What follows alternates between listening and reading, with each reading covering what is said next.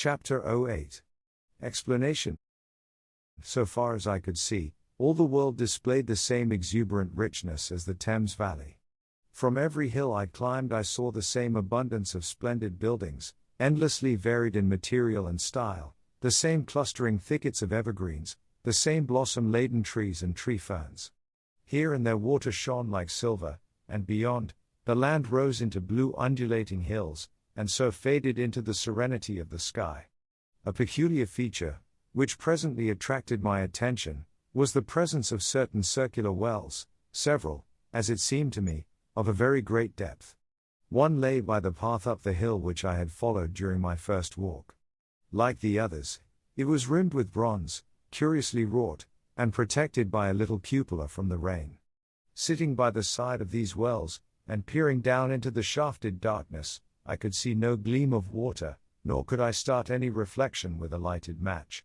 But in all of them I heard a certain sound, a thud, thud, thud, like the beating of some big engine, and I discovered, from the flaring of my matches, that a steady current of air set down the shafts. Further, I threw a scrap of paper into the throat of one, and, instead of fluttering slowly down, it was at once sucked swiftly out of sight. After a time, too, I came to connect these wells with tall towers standing here and there upon the slopes, for above them there was often just such a flicker in the air as one sees on a hot day above a sun-scorched beach. Putting things together, I reached a strong suggestion of an extensive system of subterranean ventilation, whose true import it was difficult to imagine. I was at first inclined to associate it with the sanitary apparatus of these people. It was an obvious conclusion, but it was absolutely wrong. And here I must admit that I learnt very little of drains and bells and modes of conveyance, and the like conveniences, during my time in this real future. In some of these visions of utopias and coming times which I have read, there is a vast amount of detail about building, and social arrangements, and so forth. But while such details are easy enough to obtain when the whole world is contained in one's imagination, they are altogether inaccessible to a real traveller amid such realities as I found here. Conceive the tale of London which a Negro, fresh from Central Africa, would take back to his tribe. What would he know of railway companies, of social movements, of telephone and telegraph wires, of the parcels delivery company, and postal orders and the like? Yet we, at least, should be willing enough to explain these things to him. And even of what he knew, how much could he make his untravelled friend either apprehend or believe? Then, think how narrow the gap between a Negro and a white man of our own times, and how wide the interval between myself and these of the Golden Age. I was sensible of much which was unseen, and which contributed to my comfort, but save for a general impression of automatic organization, I fear I can convey very little of the difference to your mind. In the matter of sepulture, for instance, I could see no signs of crematoria nor anything suggestive of tombs. But it occurred to me that, possibly, there might be cemeteries, or crematoria, somewhere beyond the range of my explorings. This, again, was a question I deliberately put to myself, and my curiosity was at first entirely defeated upon the point. The thing puzzled me, and I was led to make a further remark, which puzzled me still more, that aged and infirm among this people there were none. I must confess that my satisfaction with my first theories of an automatic civilization and a decadent humanity did not long endure. Yet I could think of no other. Let me put my difficulties. The several big palaces I had explored were mere living places, great dining halls and sleeping apartments. I could find no machinery, no appliances of any kind. Yet these people were clothed in pleasant fabrics that must at times need renewal, and their sandals, though undecorated, were fairly complex specimens of metalwork. Somehow such things must be made. And the little people displayed no vestige of a creative tendency. There were no shops, no workshops, no sign of importations among them. They spent all their time in playing gently, in bathing in the river, in making love in a half-playful fashion, in eating fruit and sleeping. I could not see how things were kept going. Then, again, about the time machine, something, I knew not what, had taken it into the hollow pedestal of the White Sphinx. Why? For the life of me I could not imagine. Those waterless wells, too, those flickering pillars. I felt I lacked a clue.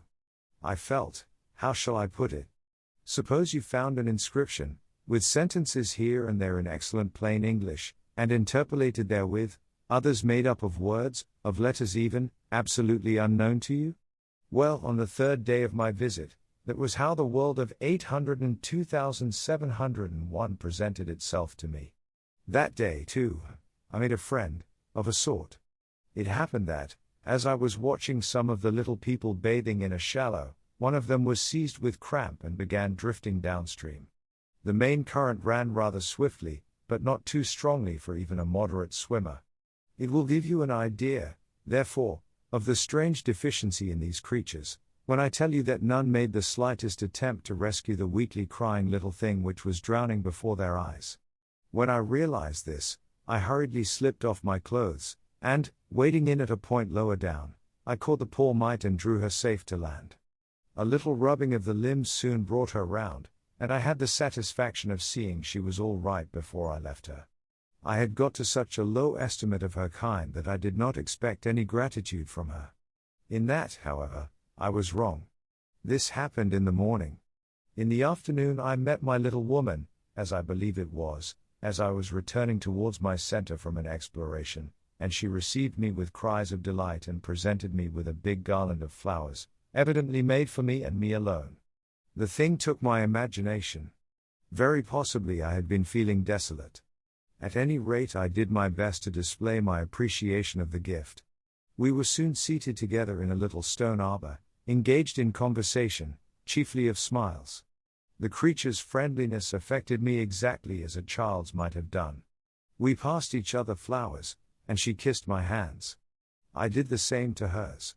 Then I tried talk, and found that her name was Weena, which, though I don't know what it meant, somehow seemed appropriate enough. That was the beginning of a queer friendship which lasted a week, and ended, as I will tell you. She was exactly like a child. She wanted to be with me always. She tried to follow me everywhere, and on my next journey out and about it went to my heart to tie her down, and leave her at last, exhausted and calling after me rather plaintively. But the problems of the world had to be mastered. I had not, I said to myself, come into the future to carry on a miniature flirtation. Yet her distress when I left her was very great, her expostulations at the parting were sometimes frantic, and I think, altogether, I had as much trouble as comfort from her devotion. Nevertheless she was, somehow, a very great comfort. I thought it was mere childish affection that made her cling to me. Until it was too late, I did not clearly know what I had inflicted upon her when I left her. Nor until it was too late did I clearly understand what she was to me. For, by merely seeming fond of me, and showing in her weak, futile way that she cared for me, the little doll of a creature presently gave my return to the neighborhood of the White Sphinx almost the feeling of coming home, and I would watch for her tiny figure of white and gold so soon as I came over the hill. It was from her, too, that I learnt that fear had not yet left the world. She was fearless enough in the daylight, and she had the oddest confidence in me, for once, in a foolish moment, I made threatening grimaces at her, and she simply laughed at them. But she dreaded the dark, dreaded shadows, dreaded black things. Darkness to her was the one thing dreadful. It was a singularly passionate emotion, and it set me thinking and observing. I discovered then, among other things, that these little people gathered into the great houses after dark, and slept in droves. To enter upon them without a light was to put them into a tumult of apprehension. I never found one out of doors, or one sleeping alone within doors, after dark. Yet I was still such a blockhead that I missed the lesson of that fear, and in spite of Weena's distress, I insisted upon sleeping away from these slumbering multitudes. It troubled her greatly, but in the end her odd affection for me triumphed, and for 5 of the nights of our acquaintance, including the last night of all, she slept with her head pillowed on my arm. But my story slips away from me as I speak of her. It must have been the night before her rescue that I was awakened about dawn. I had been restless, dreaming most disagreeably that I was drowned, and that sea anemones were feeling over my face with their soft palps. I woke with a start, and with an odd fancy that some greyish animal had just rushed out of the chamber. I tried to get to sleep again, but I felt restless and uncomfortable.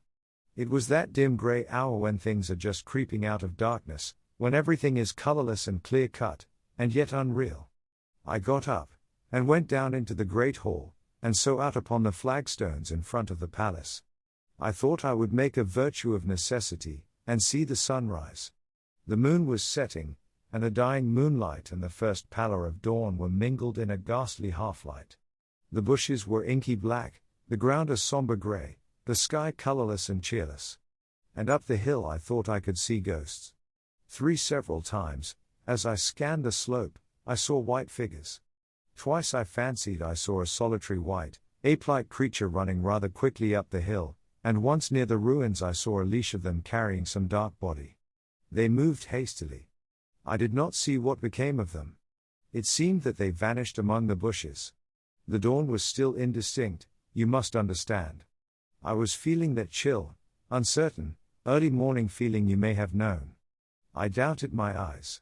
As the eastern sky grew brighter, and the light of the day came on and its vivid coloring returned upon the world once more, I scanned the view keenly. But I saw no vestige of my white figures. They were mere creatures of the half-light. They must have been ghosts, I said. I wonder whence they dated. For a queer notion of Grant Allen's came into my head, and amused me. If each generation die and leave ghosts, he argued, the world at last will get overcrowded with them. On that theory they would have grown innumerable some 800,000 years hence, and it was no great wonder to see 4 at once. But the jest was unsatisfying, and I was thinking of these figures all the morning, until Wiener's rescue drove them out of my head. I associated them in some indefinite way with the white animal I had startled in my first passionate search for the time machine. But Wiener was a pleasant substitute. Yet all the same, they were soon destined to take far deadlier possession of my mind. I think I have said how much hotter than our own was the weather of this golden age. I cannot account for it. It may be that the sun was hotter, or the earth nearer the sun. It is usual to assume that the sun will go on cooling steadily in the future. But people, unfamiliar with such speculations as those of the younger Darwin, forget that the planets must ultimately fall back one by one into the parent body. As these catastrophes occur, the sun will blaze with renewed energy, and it may be that some inner planet had suffered this fate. Whatever the reason, the fact remains that the sun was very much hotter than we know it. Well, one very hot morning, my fourth, I think, as I was seeking shelter from the heat and glare in a colossal ruin near the great house where I slept and fed, there happened this strange thing. Clambering among these heaps of masonry, I found a narrow gallery, whose end and side windows were blocked by fallen masses of stone. By contrast with the brilliancy outside, it seemed at first impenetrably dark to me. I entered it groping, for the change from light to blackness made spots of color swim before me. Suddenly I halted spellbound. A pair of eyes, luminous by reflection against the daylight without, was watching me out of the darkness. The old instinctive dread of wild beasts came upon me. I clenched my hands and steadfastly looked into the glaring eyeballs. I was afraid to turn. Then the thought of the absolute security in which humanity appeared to be living came to my mind. And then I remembered that strange terror of the dark. Overcoming my fear to some extent, I advanced a step and spoke. I will admit that my voice was harsh and ill-controlled. I put out my hand and touched something soft. At once the eyes darted sideways, and something white ran past me. I turned with my heart in my mouth, and saw a queer little ape-like figure, its head held down in a peculiar manner, running across the sunlit space behind me. It blundered against a block of granite, staggered aside, and in a moment was hidden in a black shadow beneath another pile of ruined masonry. My impression of it is, of course, imperfect, but I know it was a dull white, and had strange large greyish-red eyes, also that there was flaxen hair on its head and down its back. But, as I say, it went too fast for me to see distinctly. I cannot even say whether it ran on all fours, or only with its forearms held very low. After an instant's pause I followed it into the second heap of ruins. I could not find it at first, but, after a time in the profound obscurity, I came upon one of those round well-like openings of which I have told you, half closed by a fallen pillar. A sudden thought came to me. Could this thing have vanished down the shaft? I lit a match and, looking down, I saw a small, white, moving creature, with large bright eyes which regarded me steadfastly as it retreated. It made me shudder. It was so like a human spider. It was clambering down the wall, and now I saw for the first time a number of metal foot and hand rests forming a kind of ladder down the shaft. Then the light burned my fingers and fell out of my hand, going out as it dropped, and when I had lit another the little monster had disappeared. I do not know how long I sat peering down that well. It was not for some time that I could succeed in persuading myself that the thing I had seen was human. But gradually the truth dawned on me, that man had not remained one species, but had differentiated into two distinct animals, that my graceful children of the upper world were not the sole descendants of our generation, but that this bleached, obscene, nocturnal thing, which had flashed before me, was also heir to all the ages. I thought of the flickering pillars and of my theory of an underground ventilation. I began to suspect their true import. And what, I wondered, was this lemur doing in my scheme of a perfectly balanced organization? How was it related to the indolent serenity of the beautiful overworlders? And what was hidden down there, at the foot of that shaft? I sat upon the edge of the well telling myself that, at any rate, there was nothing to fear, and that there I must descend for the solution of my difficulties. And withal I was absolutely afraid to go. As I hesitated, two of the beautiful upperworld people came running in their amorous sport across the daylight in the shadow. The male pursued the female, flinging flowers at her as he ran. They seemed distressed to find me, my arm against the overturned pillar, peering down the well. Apparently it was considered bad form to remark these apertures, for when I pointed to this one, and tried to frame a question about it in their tongue, they were still more visibly distressed and turned away. But they were interested by my matches, and I struck some to amuse them. I tried them again about the well, and again I failed. So presently I left them, meaning to go back to Weena, and see what I could get from her. But my mind was already in revolution, my guesses and impressions were slipping and sliding to a new adjustment. I had now a clue to the import of these wells, to the ventilating towers, to the mystery of the ghosts, to say nothing of a hint at the meaning of the bronze gates and the fate of the time machine. And very vaguely there came a suggestion towards the solution of the economic problem that had puzzled me. Here was the new view. Plainly, this second species of man was subterranean. There were three circumstances in particular which made me think that its rare emergence above ground was the outcome of a long-continued underground habit. In the first place, there was the bleached look common in most animals that live largely in the dark, the whitefish of the Kentucky caves, for instance. Then those large eyes, with that capacity for reflecting light, are common features of nocturnal things, witness the owl and the cat. And last of all, that evident confusion in the sunshine, that hasty yet fumbling awkward flight towards dark shadow, and that peculiar carriage of the head while in the light, all reinforce the theory of an extreme sensitiveness of the retina. Beneath my feet, then, the earth must be tunneled enormously, and these tunnelings were the habitat of the new race. The presence of ventilating shafts and wells along the hill slopes, everywhere, in fact, except along the river valley, showed how universal were its ramifications. What so natural, then, as to assume that it was in this artificial underworld that such work as was necessary to the comfort of the daylight race was done? The notion was so plausible that I at once accepted it, and went on to assume the how of this splitting of the human species. I dare say you will anticipate the shape of my theory, though for myself, I very soon felt that it fell far short of the truth. At first, proceeding from the problems of our own age, it seemed clear as daylight to me that the gradual widening of the present merely temporary and social difference between the capitalist and the laborer was the key to the whole position. No doubt it will seem grotesque enough to you, and wildly incredible. And yet even now there are existing circumstances to point that way.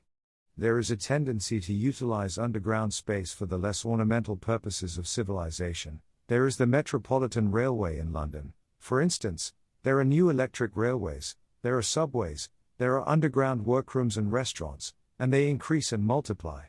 Evidently, I thought, this tendency had increased till industry had gradually lost its birthright in the sky. I mean that it had gone deeper and deeper into larger and ever larger underground factories, spending a still increasing amount of its time therein, till, in the end, even now, Does not an East End worker live in such artificial conditions as practically to be cut off from the natural surface of the earth? Again, the exclusive tendency of richer people, due, no doubt, to the increasing refinement of their education, and the widening gulf between them and the rude violence of the poor, is already leading to the closing, in their interest, of considerable portions of the surface of the land. About London, for instance, perhaps half the prettier country is shut in against intrusion. And this same widening gulf, which is due to the length and expense of the higher educational process and the increased facilities for and temptations towards refined habits on the part of the rich, will make that exchange between class and class, that promotion by intermarriage which at present retards the splitting of our species along lines of social stratification, less and less frequent. So, in the end, above ground you must have the haves, pursuing pleasure and comfort and beauty, and below ground the have-nots, the workers getting continually adapted to the conditions of their labor. Once they were there, they would no doubt have to pay rent, and not a little of it, for the ventilation of their cabins, and if they refused, they would starve or be suffocated for arrears. Such of them as were so constituted as to be miserable and rebellious would die, and, in the end, the balance being permanent, the survivors would become as well adapted to the conditions of underground life, and as happy in their way, as the overworld people were to theirs. As it seemed to me, the refined beauty and the etiolated pallor followed naturally enough. The great triumph of humanity I had dreamed of took a different shape in my mind. It had been no such triumph of moral education and general cooperation as I had imagined. Instead, I saw a real aristocracy, armed with a perfected science and working to a logical conclusion the industrial system of today. Its triumph had not been simply a triumph over nature, but a triumph over nature and the fellow man. This, I must warn you, was my theory at the time. I had no convenient cicerone in the pattern of the utopian books. My explanation may be absolutely wrong.